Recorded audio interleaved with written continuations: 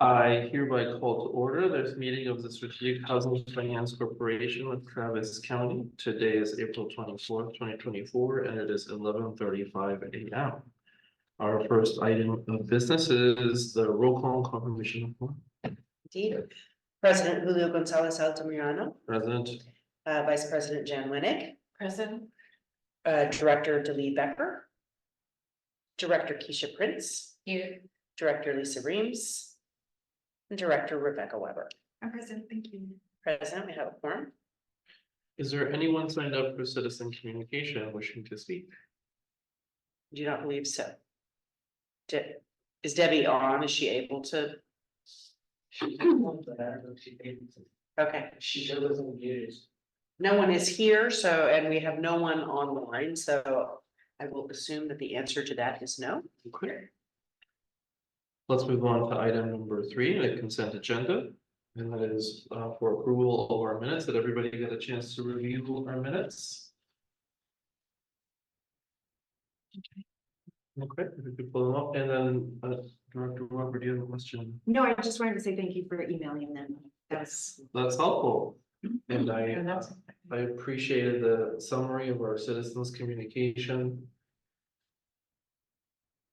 Very well done by Ms. Honeycutt. Thank you, Ms. Honeycutt. Thank you, Ms. Honeycutt. Jen, did you want a moment to? Let me know when you'd like me to scroll.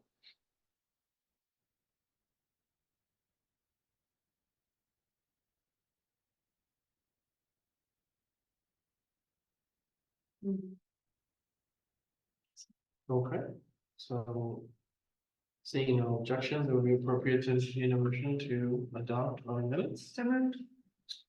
The Director Weber, seconded by Director Prince. All those in favor say aye. The minutes are unanimously approved. We're going to the action agenda. You want to check in with our executive director.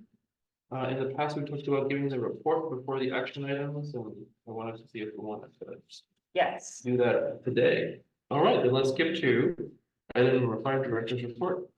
Thank you, President Altamirano. That will be an informal director's report. We do have a fairly compressed agenda today. I have almost promised that we're going to get out here early. Of course, as soon as I say that, we'll find a way to go wrong. But we don't have any deals on the agenda this week. Just sort of to give you a snapshot, we have 18 operational properties, 5 under construction. We have 6 MOUs underway for deals that you have already approved this year, as well as 2 bond applications that are making their way through the process. We continue to have strong interest in partnership and do anticipate bringing at least 1 deal next month. But after a heavy agenda last month and really over the last 3 months, we had a break this month. And so today we are taking up a couple of directional items, sort of memorializing the desire of the board to move forward in a couple of policy directions or operational projects, and directing me and the rest of the staff to do that, as well as looking at and approving, we hope, some administrative policies that are just really part of us building the good governance of the organization. I do want to give a little bit of a preview of some of the things that are coming up. We will be sending out probably today an invitation to our work session for May, which will be the 2nd Thursday in May. At that time, we'll preview any deals we're bringing to you. We'll talk about the 2 projects that we're contemplating today, the Rosemont Tenant Investment Plan and Portfolio Review. We will also likely bring our draft audit for discussion prior to potentially the board voting to accept it at the May meeting. And then finally, 2 items. One is a potential budget amendment. As you may recall, the annual budget for SHFC was really set at a very basic level that kind of continued the spending patterns of the organization when it was purchasing services, if you will, from NATSE. And so it really sort of assume some economies of scale that we don't have as a small organization, nor did it contemplate growth or significant growth. So we've anticipated this and we will, I think, discuss it next month. Whether we're ready for the board to vote in May or June, we can decide at that time, at the direction of the board. And then finally, we may be ready to discuss an update to our workforce terms. That is work that is ongoing in the real estate committee. We'll have to assess how close we are to that, but want you to know that that is coming. We're looking at opportunities for us to further improve the quality of the projects we're getting and clarify the terms that we have with our partners. So outside of that, I'll just, in the package was our financials. We thus far this year have recognized revenues of $736,000 against expenditures of $136,000. So healthy surplus, we're doing fine. However, we are a little behind the projected revenue. And part of that is because when we look at the fees coming in from our various developments, they're sort of smoothed out over the year. And in fact, what tends to happen is they come in significant lump sums. And so one of the pieces of our portfolio review will be looking really closely at understanding what that pattern should look like over the course of the year and may help us improve our sort of cyclical or the patterns of revenue over the course of a year. So I think we're fine now, but I do want to acknowledge that as per our budget, the projection was that we would have had revenues of close to $1 million, and we're at 736, so a bit below, but we'll continue to track that and report to the board. With that, that's all I have for now. Happy to answer any general questions if that's appropriate at this time, President. Are there any questions for the director or the money? Just about the attachment of the agenda of the budget, the finance report. Will you be going into that later in the meeting, or is that what you plan to do with it? Let's do it. Yes, I think what we had talked about was beginning to just attach it and bring it up if there's anything that's, you know, a particular note. I'm happy to bring it up now if you'd like me to. Since you were referencing numbers, if we could see them, Of that helps course. me enormously. Sorry to slow this down. No. It's page 37 of 39, I think. Yeah. And who prepared the report? So this, because at the end of March, we were still, our finances were still within ATSI. Mhm. So Subra, as per usual, has prepared this. Mhm. So next month, Mhm. you will see a different system and reporting format. We're in the process of course, moving all of our systems over to our new accounting. So our through March 30th. And these are statements through March 30th or 31st, I should say, which is why they're done under the HATSI system. Does that make sense? And the plan is who will do them in the future? Right, so we have contracted with a firm called Jitasa, Okay. who is doing our bookkeeping, and will be producing our monthly financials. Thank you. Yes. So I think here is where you would see, as my cursor does show, fiscal year to date budget for revenues was almost 980,000, fiscal year to date at 736. So we're a bit under. And that gap is coming from the fees. Our interest income is in fact a little healthier than projected. Any questions about this table? Let me go to the next table and wrap up. The key line, not this one, the next one, oh, unless anybody wants to ask them.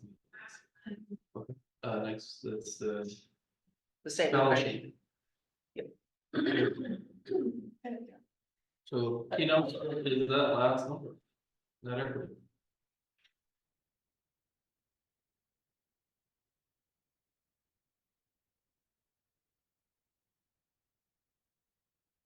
Any questions about this one? I was just gonna ask if you could repeat the name of our new accountants. JITASA, JITASA.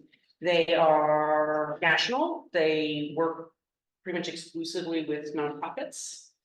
And so been pleased thus far looking through the budgets. And let me ask, are they doing the audit that we're gonna look at? No. The audit is Smith Marion. So typically we would generally, sometimes folks will have the same folks do bookkeeping and audit. I think it's better practice, of course, to have them be separate entities. So Smith Marion was engaged some months ago for our audit for 2023. We have the option of extending that one more year based on the proposal that they had originally did was for, I think, a year plus 2 potential extensions, and that's something we can talk about, perhaps after they come in and present the audit to us next month. Have you had to have much part of the process of preparing the 2023 audit, or is Supra and So Patsy's the, staff? yeah, it's a joint effort. We got to the point of the on-site audit, of course, was with Patsy staff because it was their systems. We then were provided a draft audit. We had a number of questions, comments, et cetera, and actually just had a call this morning to talk through those. So they are going to provide the next draft probably by the end of the week. And then I think, we can talk about outline whether we want GFA to look at it before then it comes to full board work session or what our process is. Okay. Fair to say that if there was anything alarming, like that you would bring it to us now, but everything is looking okay and we can wait to see it in May. Yes. Okay.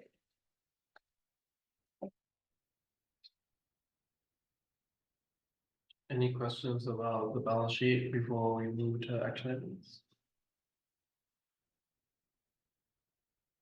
Seeing none.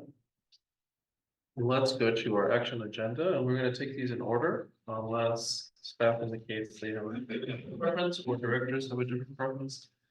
Seeing no such preference expressed, we will begin with resolution SHFC 2024-20, which is consider and take action on the resolution to the interim executive director develop a plan for a third-party review of SHFC's current portfolio of multifamily housing. Staff, you have a little bit. Thank you. So this resolution is something that executive committee and the subquorum of Rosemont tenant investment board members suggested they'd like to do this month, which effectively recognizes that the board has in principle set aside some of the net proceeds from the sale of Rosemont. This is the third review. I'm so sorry. Yeah, sorry. I apologize. Did I bump you the wrong way? No, I'm looking at it and still said the wrong thing. Okay. I apologize. No, So yes, this is related to the discussion we have had about doing a third-party review of our existing portfolio of operating multifamily rental housing. With the desire of the board to certainly ensure the physical quality of the housing stock, but also the compliance, the operating health, some understanding of a variety of aspects of our portfolio and thinking about it also as a whole. So looking at the health of the individual projects and then, looking at what does our geographic distribution look like, that kind of thing. And so this resolution memorializes that direction, asks me on behalf of staff to come back to the board by the end of May with at least a progress report on where we are on that. We, just as a bit of context, we're in conversation with a couple of different firms, and we will do some additional prospecting. There are certain technical aspects of this where we may farm out a piece of the analysis to one firm, for example, a CPA firm that helps us look at the revenue projections, as we talked about earlier. But what we'll do, in my mind, around the progress report, will be clarify scope for you. I think that the list of what we could look into and research and analyze is long. There are a lot of important things for us to consider, so I think the balance for this particular engagement will be what is most critical for us that we can achieve in the next few months, and have a strong baseline from which to continue to think about our portfolio and to future work.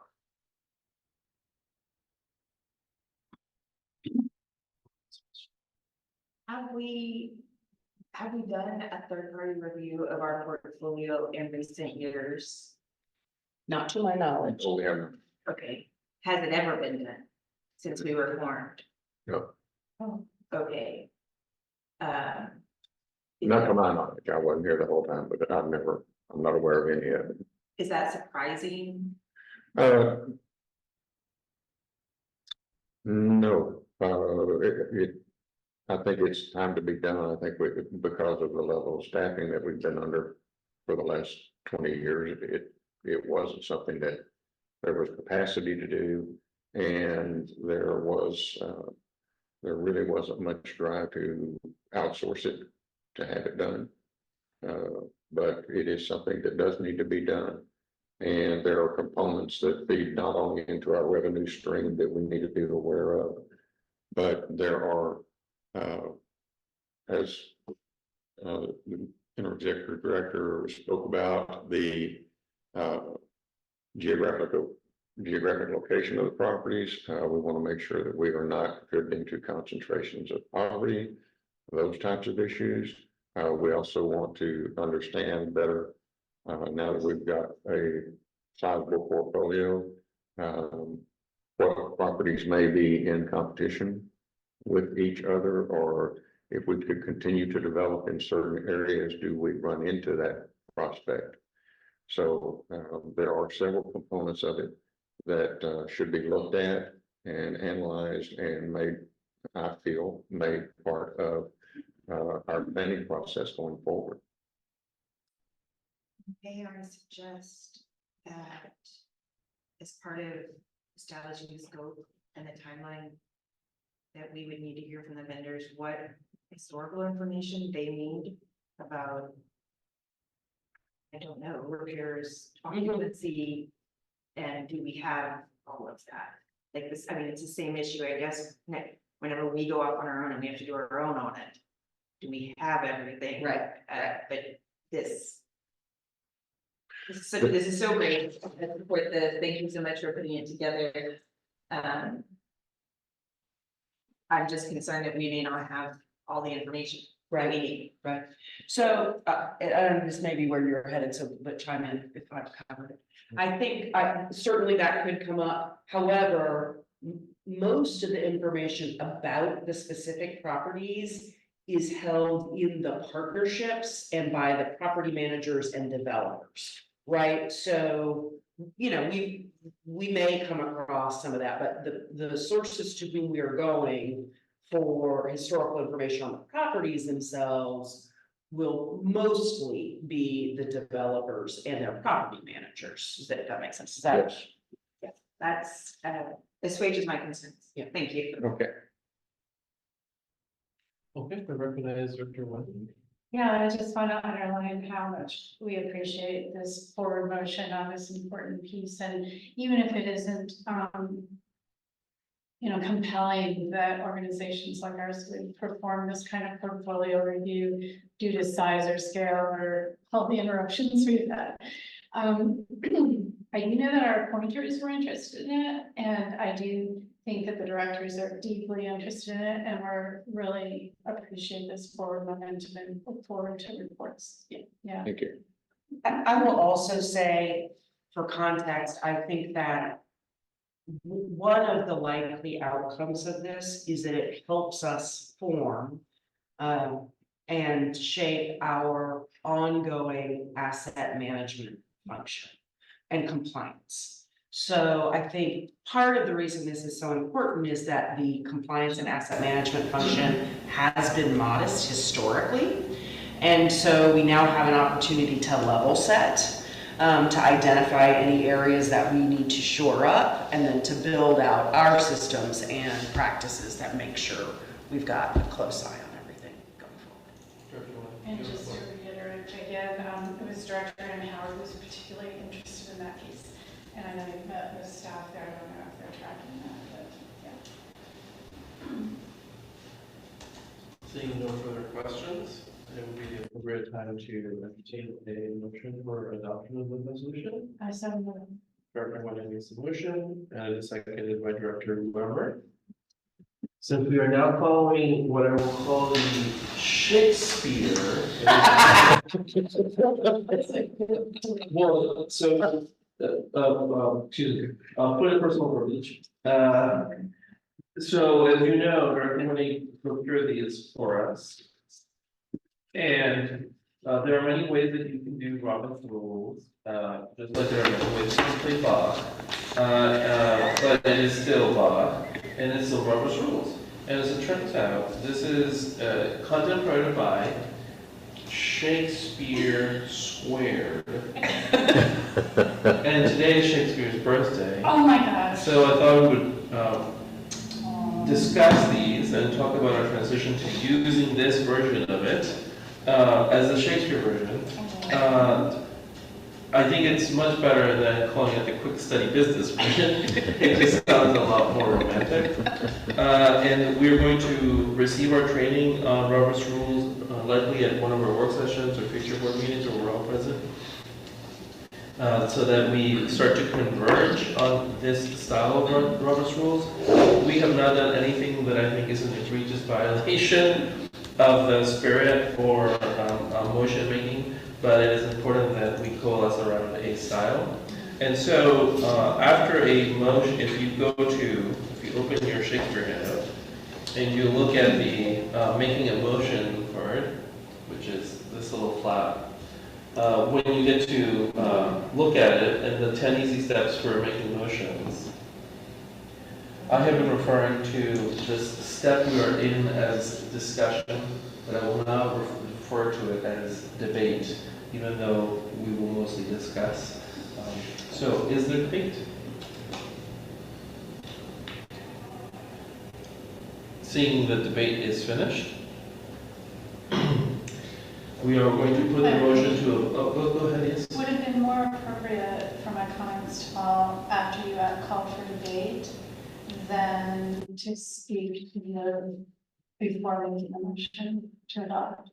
In the spirit of the Shakespeare Yeah. rules, your guidance should fall under debate, Yeah. and your questions should fall under staff question. But I'm not going to rule you out of order. No, but Yeah. teach. So your points of guidance should fall under the debate, Yeah. but questions of the presentation should be Okay. pre-motion. Mhm. But again, I agree. if a colleague wanted to raise it to you're out of order, then I would say, well, if we're going by the Shakespeare rules, you might want us to reserve those for, we will, No, it just may help to have you guide us that way. Thank you. yes, and so bring your handout, get to know your handout, we're gonna stick to it, sometimes it will be comical, like in this moment, but I think it will help us to be economical. So, seeing the debate is concluded, we will now put this motion to a voice vote. All those in favor, say aye. Aye. Any opposed? Any abstentions? The motion carries unanimously. We are now moving to resolution number SHFC 2024-21. You can read the caption. Staff presentation. Steph, you have the floor. Thank you. So this will sound a little bit familiar since I started a few minutes ago when I incorrectly presented the last resolution. This resolution memorializes the board's intention to utilize the net proceeds from the sale of Rosemont for a variety of potential purposes, which include further compensation of past or current residents of Rosemont, as well as, make sure we get the list here correctly, advanced tenant protections generally, promote tenant stability, or enhance affordable housing production. And so A, it memorializes that, but B, more specifically, directs staff to bring back a proposal for how we would move forward in looking at the first part of that, which is potential additional compensation for past or current tenants of Rosemont. And similarly, the requested deadline for that is by the end of May.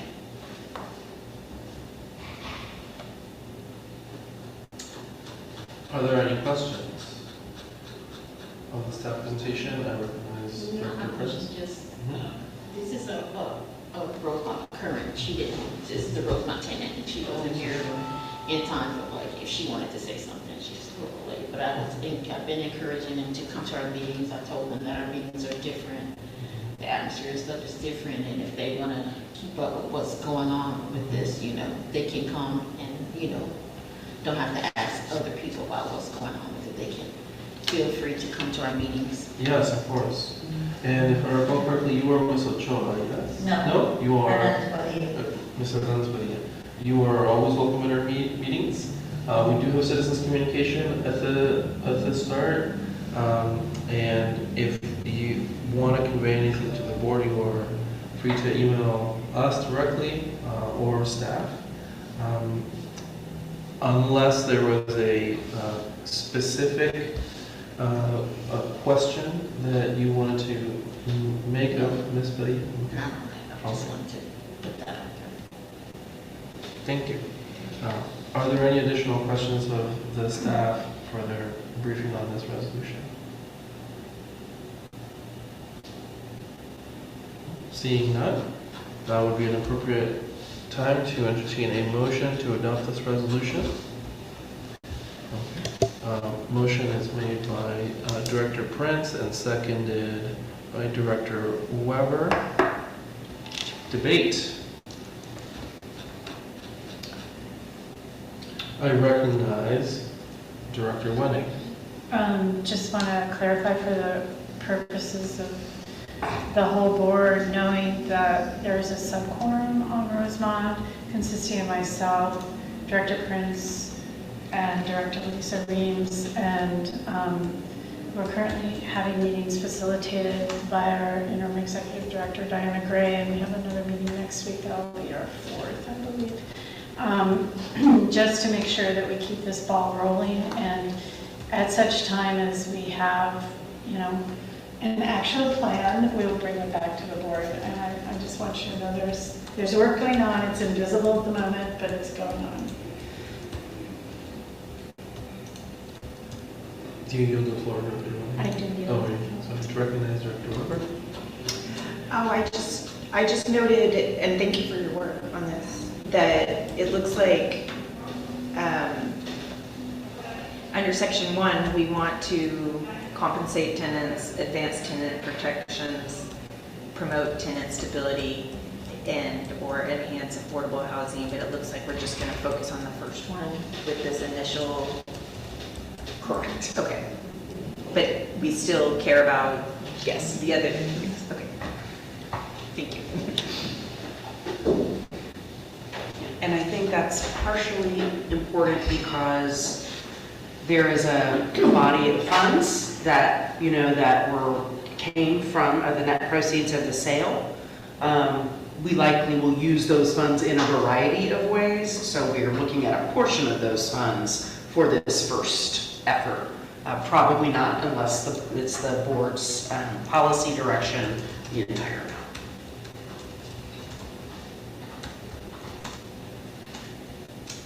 Any additional questions or debate? All right. Seeing none and having debate concluded, we are going to put this motion to a voice vote. All those in favor, please say aye. Aye. All opposed, say nay. Abstentions, the matter passes unanimously.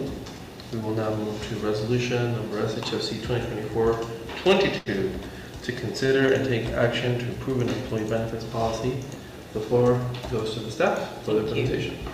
Yes, so as you know, as of March 31st, we brought over 2 previous hat seat employees to our payroll. And to do that, of course, wanted and needed to have a benefits package for the staff.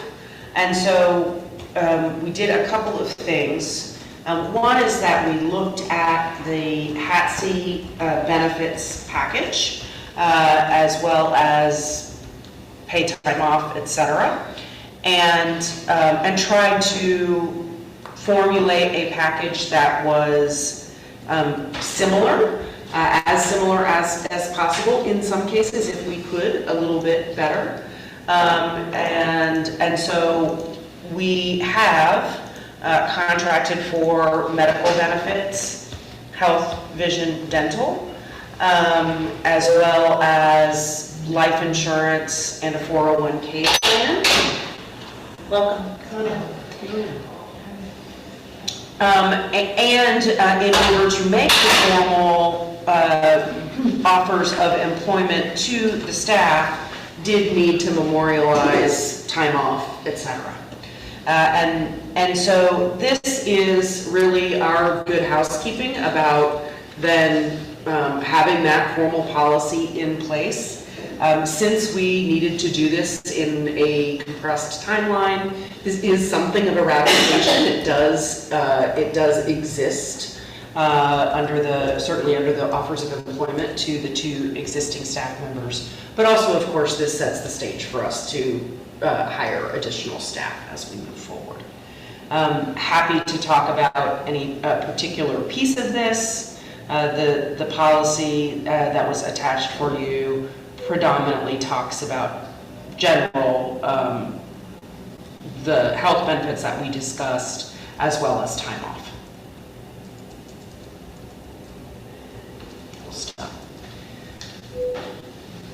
Any clarifying questions from the staff presentation? Director, when you have the floor. Just a clarifying question about the list of bullet points for other leave allowances. Is this just a summary, or is this comprehensive? Is this every allowance is listed under those bullets, or did you leave out maternity leave or foster care or something like that? So this is our baseline. I think we can certainly add items. So, this captures the paid time off that we have established for staff as they came on board. But certainly we can revisit it and add or change, if it's the board's desire, additional allowances for time off.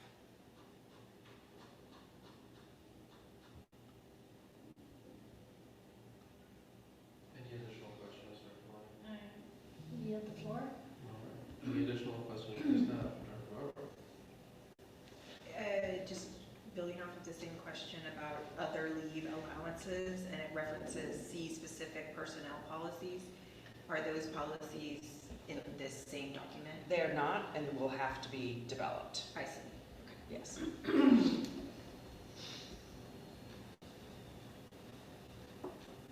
May I ask that? Yes, you have. Do you have an HR consultant that's helping you? Yes, Great, yes. thank you. So, yes.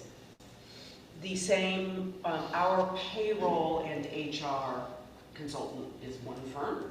And so, we built this, but they will be helping us build our policies.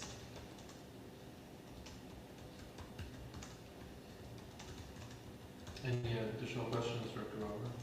No.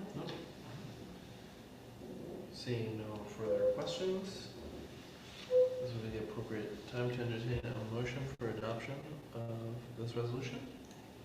It is made by Director Weber and seconded by Director Wenning. Debate.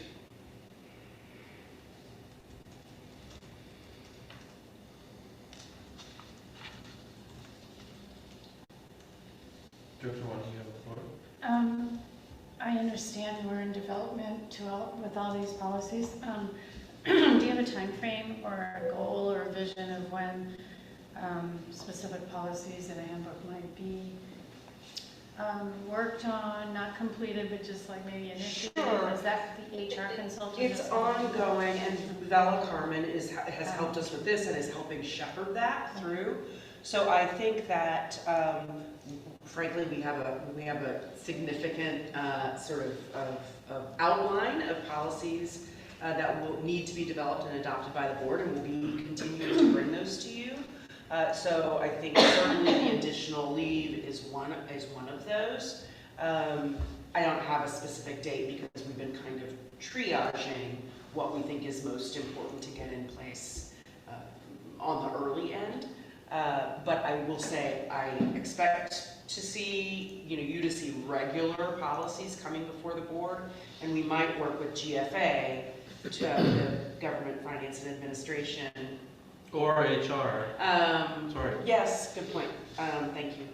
Or HR about which ones they want to prioritize for us to get into place.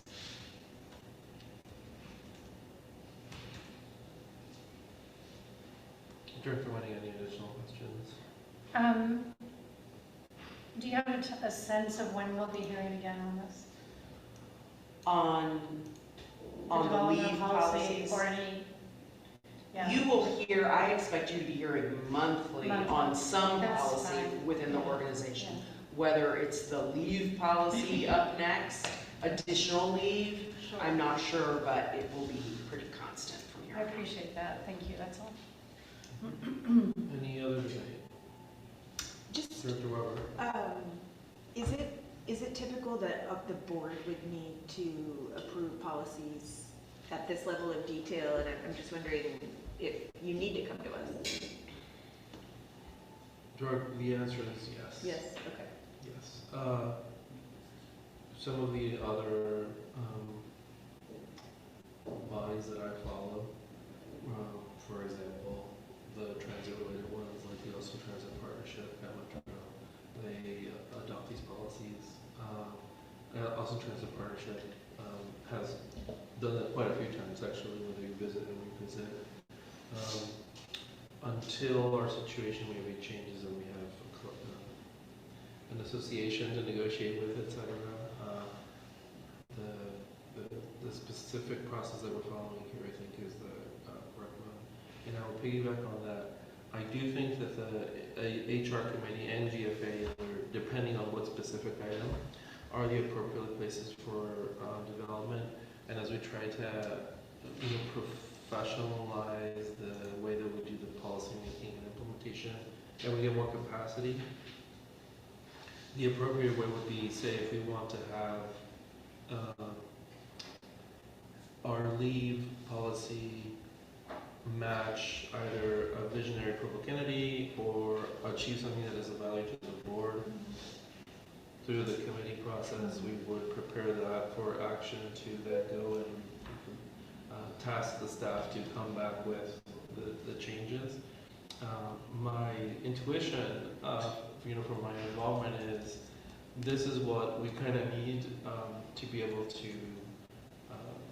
It's in the critical path of getting capacity in some ways to staff all that. Because I think one of the big challenges we face is while we are still a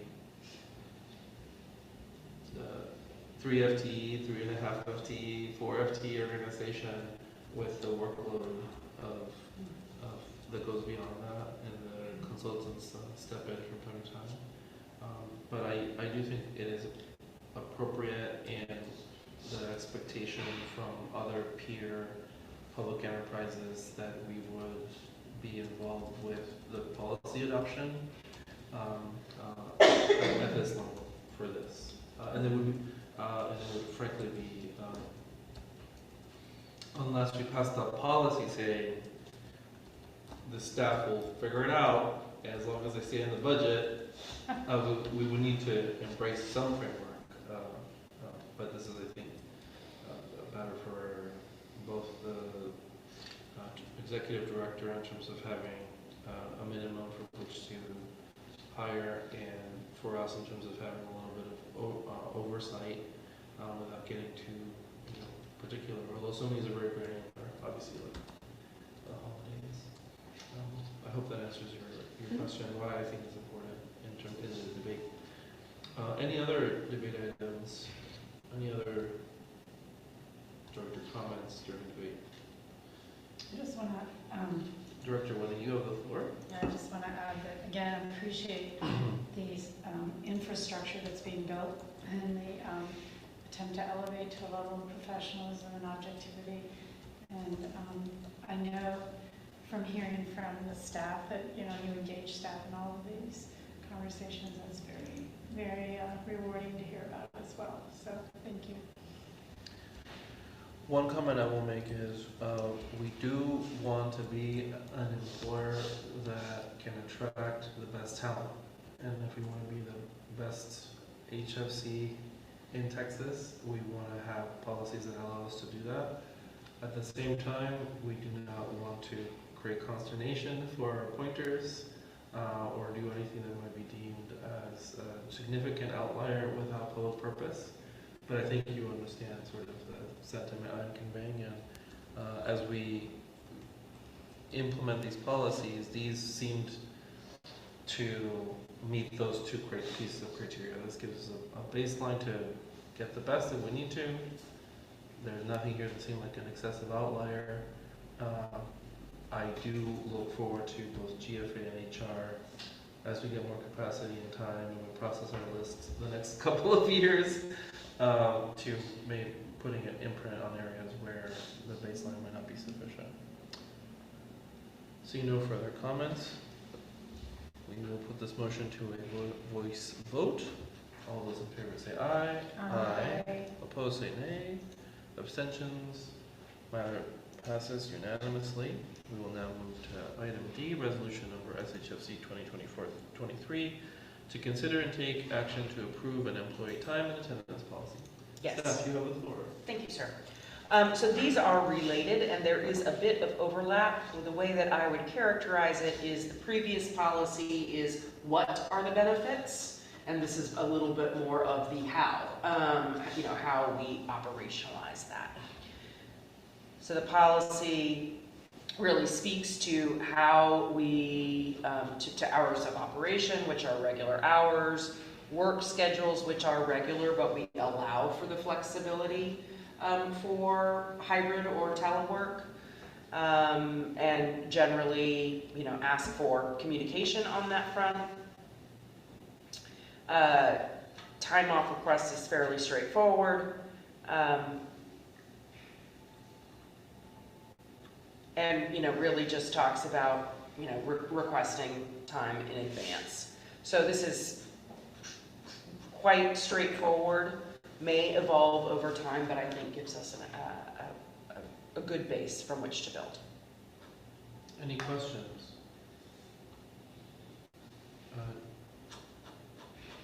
Seeing no questions, now would be an appropriate time to make a motion for adoption. Motion is made by Director Weber, seconded by Director Prince.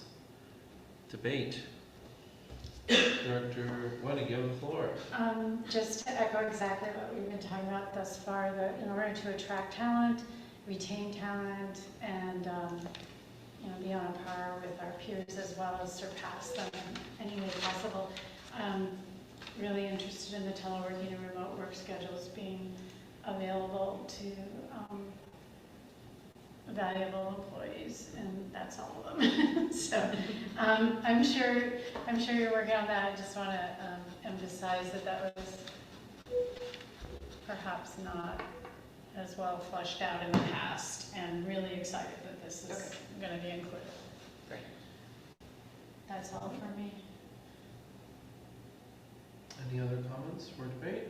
Seeing no additional comments, we will put this matter to a voice vote. All those in favor say aye. Aye. Opposed? Nay? None. Abstentions? Seeing none. The matter passes unanimously. No abstentions. We are now moving to item E, resolution number SHFC 2024-24, to consider and take action to approve an equal employment opportunity policy statement. Staff, you have the floor. Thank you, sir. This is a resolution for the board to clearly adopt and endorse our intent and that in practice we are following equal opportunity policies. The language here is drawn from EEOC, and we did include some additional documents in the package that is informational and sort of describes the protected categories that are listed here.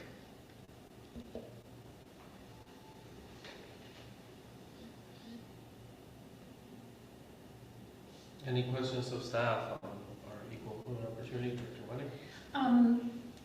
Yes, Ms. Gray, I have a really basic question, and it's a really dumb question. Does EOC have jurisdiction over SHFC? I believe it's a federal, there are federal laws. For those receiving federal monies? Have I got a misunderstanding? I don't think that, I think any person can complain of any employer to the EOC Yeah. if they are complaining of the types of things that the Protected EOC cares clause. about. So if you look at this first paragraph here, who is protected? So it seems to indicate any employee here we go. anywhere. It does say what organizations are cover most private employers, which is state and local governments. So is there a particular piece of this that we should research or talk with the attorneys about to understand? No, it's a really dumb question. It's just, I had a misunderstanding that I worked for the federal government, so obviously it was in place. But it was explained to me through the union. I just had a misunderstanding. Okay. Not my area of expertise, so if there are unanswered questions, please let me know, and we are happy to try to bring additional resources to answer them.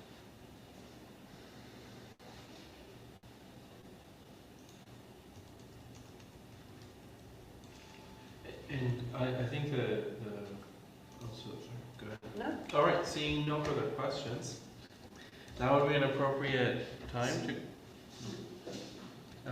motion made by Director Wenning and seconded by Director Weber, debate. I think an appropriate example to consider is in one of the darker moments of our nation's history. Obviously, some enterprises, public enterprise, private enterprises would say they would not hire a certain kind of person, and so that is illegal now, and so this is us saying we will hire anybody in these categories officially. We then have to take affirmative steps to ensure that our entity is reflective of the community and makes all of the types of people we have in Austin, which are included in these categories, excited to join us when we seek talent. But I think that's where why we need an EU policy. Then there are some, I'm sure, particular requirements of the feds, like for example, procurement. That gets really prescriptive in certain areas. But I think for us, this is a saying we're happy to have anyone be on board that wants to be on board and meets our other criteria. Any additional debate or questions on this one? I will take it as an opportunity to say that as we grow, I do want us to make sure we reflect who we serve, and that's both in our housing and in Travis County. But I know that we all share that value. We will put this to a voice vote. All those in favor say aye. Aye. Opposed? Abstentions? Matter passes unanimously. No abstentions. We will now move to F, resolution number SHFC 2024-25, to consider and take action to approve an Americans with Disabilities Act compliance statement. Similarly, this is a resolution which memorializes the intent of the board to comply with Americans with Disabilities Act. And so this speaks both to employment. It also speaks to communication, our methods of communication. So I'm going to leave this here for a moment for any questions you might have.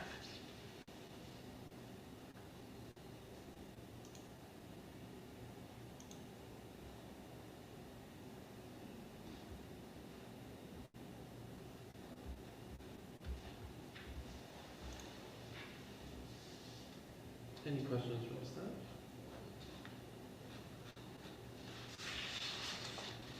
Would someone like to make a motion for approval? All right. Director Wenning makes the motion, seconded by Director Weber. Would anybody like the floor to make a point of during debate? Seeing no requests, we will put this matter to a voice vote. All those in favor say aye. Aye. Opposed? Abstentions? Matter passes unanimously with no abstentions. That concludes our action items for the day. We are now going to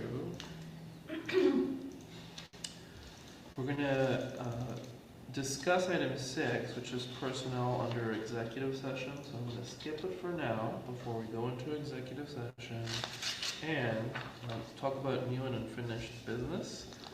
And I wanted to bring up two topics. One is email and another is scheduling. And so on email, I think all of us know this, but I will just say it. We are making the transition to the SHFC tx.com domain, and so make sure that you enable if it does not fit into your information ecology, which I certainly understand as someone that always is irritated when I have to deal with the city's board and commissions email universe. You can forward it, you can find a solution so that you are notified and you can stay in the loop, because obviously we want to be using our official email to communicate with each other, and that's where we're asking staff to communicate.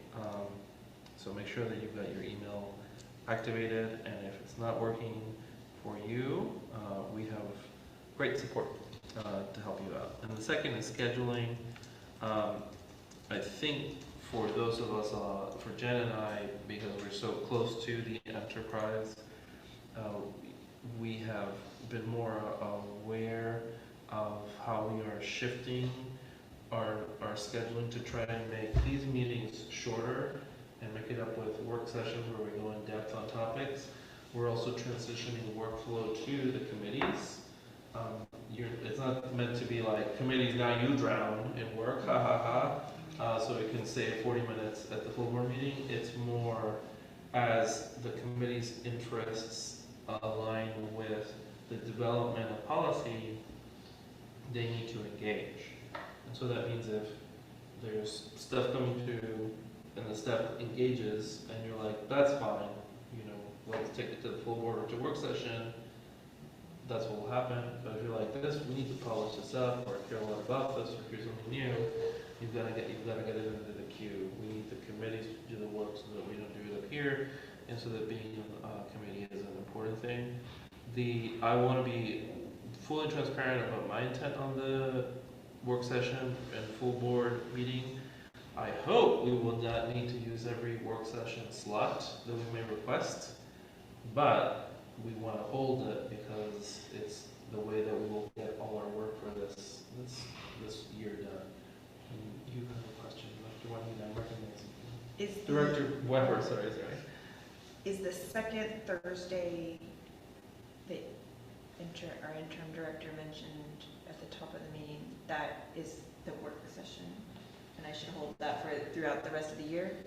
We will be sending out invites, but yes, I think what we have determined is we will be second Thursday, work session, fourth voting session, Fourth Wednesday. Thursday. So we're off because we've, you know, these were set before. Got it. So So there will starting- be, May will still be, so we'll look at that. I think we want to talk about, we're going to talk about the May meeting, which is scheduled for this room.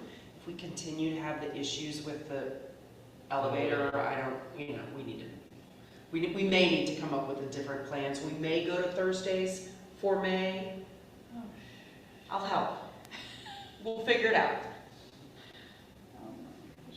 Okay. Tell me what's the. No. So we'll either start regularly in June, or we'll look at what we do this month. So that's the question, is whether we move the May meeting. Great, thank you for dealing with all of that. But it's probably a good idea for me to hold the second Thursday through the end of 2024. Yeah, and we'll send out, we've sort of building a sheet of all of the dates. Fantastic. Can I just ask that even before you get all the dates, Uh-huh. the next round, maybe just send a quick email this week for the next round? Yes. Yeah, that'd be great. Are there any other new or unfinished business that folks want to bring up? Director Wenning I recognize you. You get to say your business now? Okay, go ahead.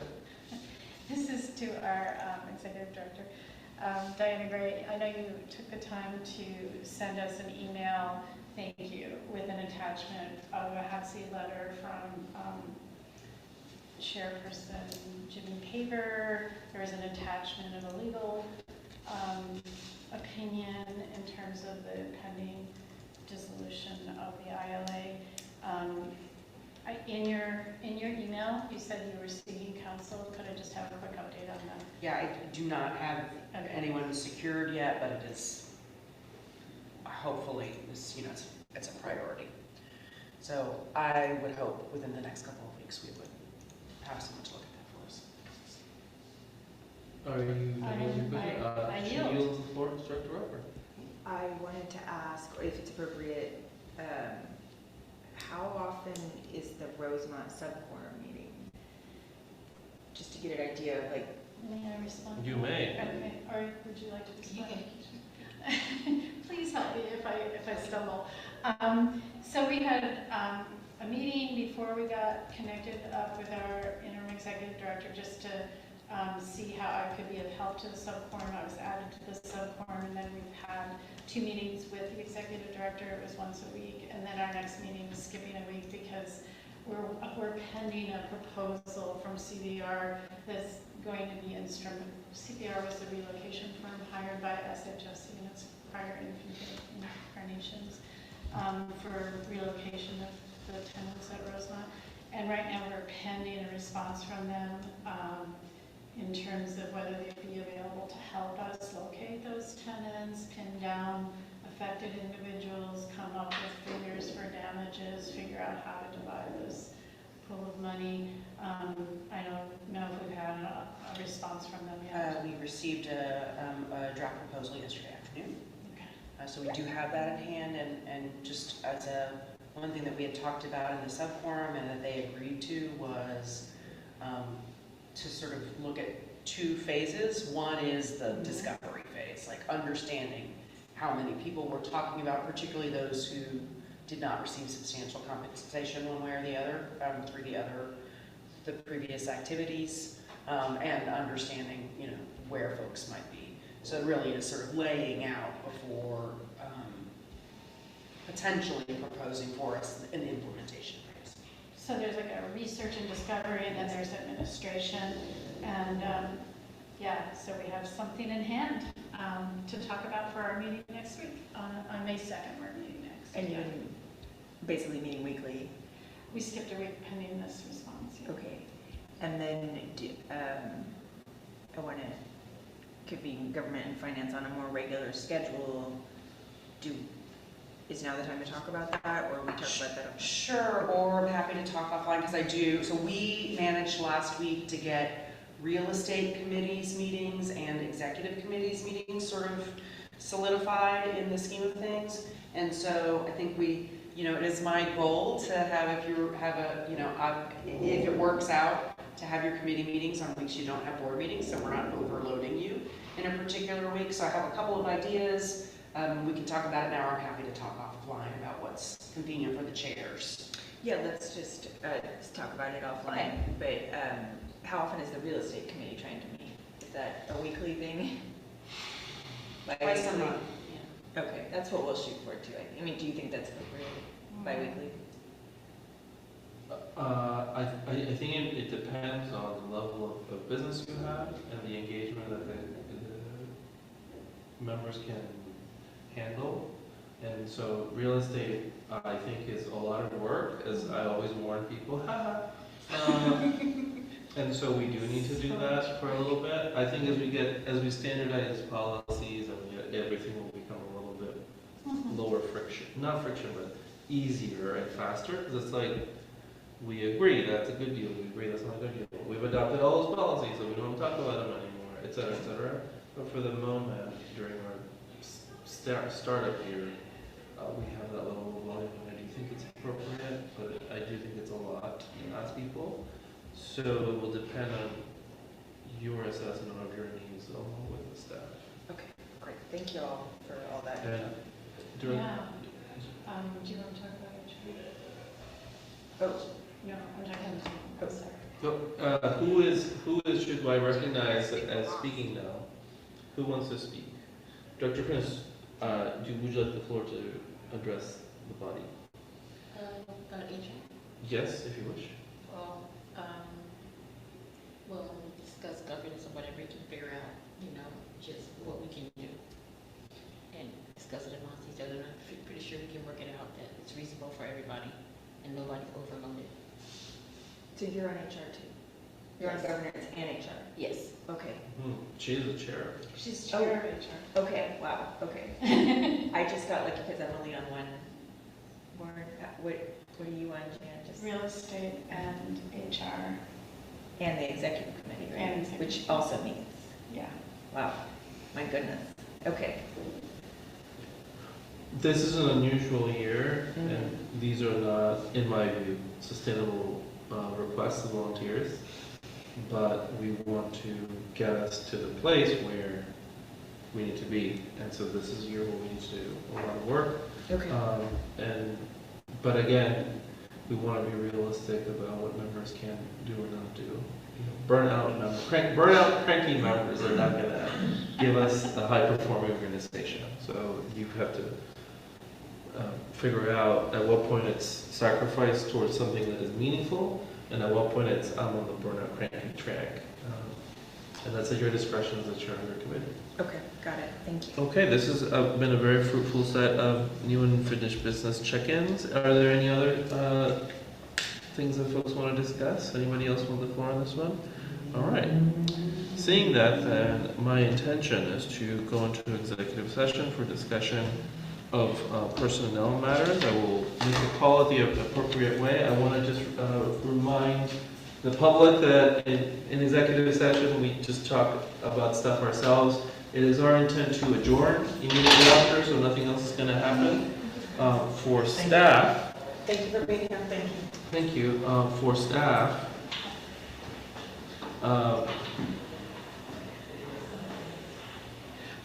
staff, I will take note of when we come back, and we're going to immediately adjourn, so we'll make note of that motion and transfer that information for you, but you may want to hang around for a moment, as I don't think we will have a very extensive executive session. Okay. But I've said that before. Famous last words. I will stay, and I'm guessing Kevin is held hostage to his equipment, so at least Kevin and I will stay. It's like keep up to keep. Okay. 07, for going to enter into a discussion of personnel matters.